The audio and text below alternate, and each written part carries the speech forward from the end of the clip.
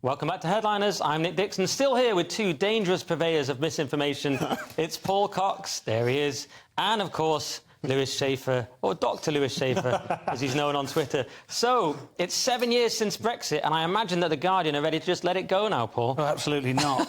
Only 18% of 2016 Leave voters believe Brexit has been a success, according to polling for the think tank UK in Changing Europe. Straight away, dodgy think tank. But 61% think it will turn out well in the end. Now, I think we need to be objective about this, unlike The Guardian.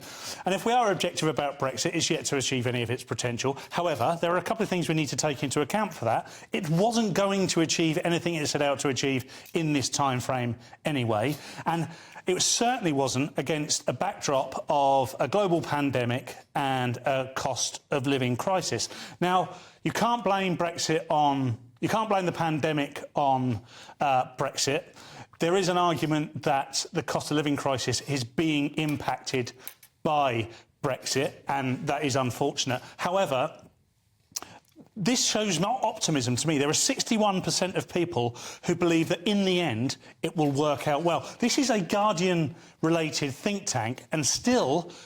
2/3 of the people in there think that Brexit will work out well. Yeah, and interestingly, 72% said they'd still vote the same way, and 72% also said they were sick of the whole topic, which I totally sympathise with, and sorry to the viewer, but we have to talk about it. And it is, of course, the argument here is that one side is saying Brexit has failed, and the other side is saying it was never implemented. So that could go on forever. And actually, obviously, Farage has been talking about coming back, and really, I was thinking about that. I was thinking that is the fault line now in British politics.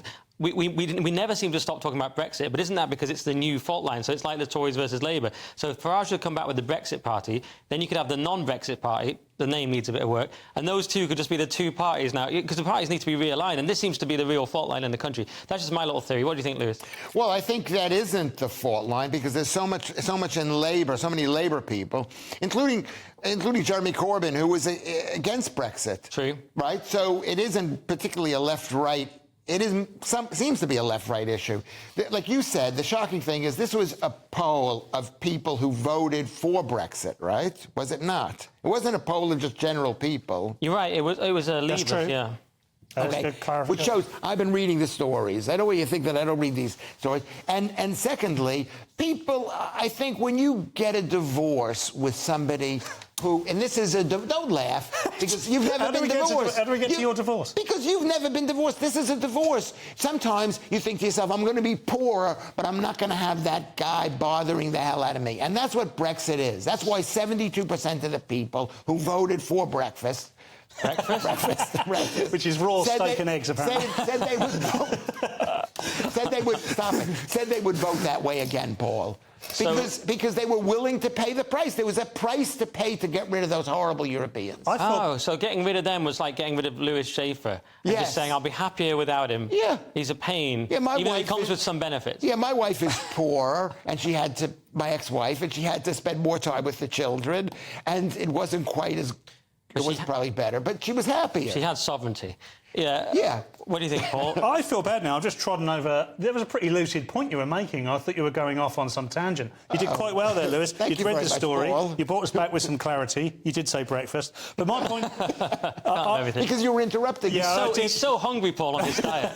But I think... I still think... And I didn't vote Brexit. And by the way, Corbyn, he would have voted Brexit for the first 30 years of his career until it was an actual vote. So let's not pretend Corbyn's not a Brexiteer, because he absolutely is, aren't you, Jeremy? Absolutely hated Europe. But one thing I would say is it hasn't been given... It's a bit like a Conservative Party. We haven't had one of those, and we haven't had a Brexit. Yeah. And it's not a perfect fault line, my thing, Lewis, but it is closer than you think, because the two main parties now, Tories and Labour, are very, very close, so that's not working anymore. We need some sort of realignment. Go on. Yeah, can I tell my joke? If it's very quick. Yes. The difference between someone who voted for Brexit and someone who didn't vote for Brexit. The person who voted to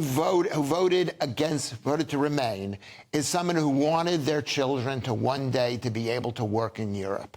And the person who voted Brexit is someone who wanted their children to someday to be able to work in Britain. When's the joke? We're trying to prove this comedian thing. It was a good point. It was more of a point. No, but it's... No, his points are jokes and his jokes are points. Tweet me. Don't complain to Ofcom, guys. We've got to be... So, actually, I might complain about that joke to Ofcom.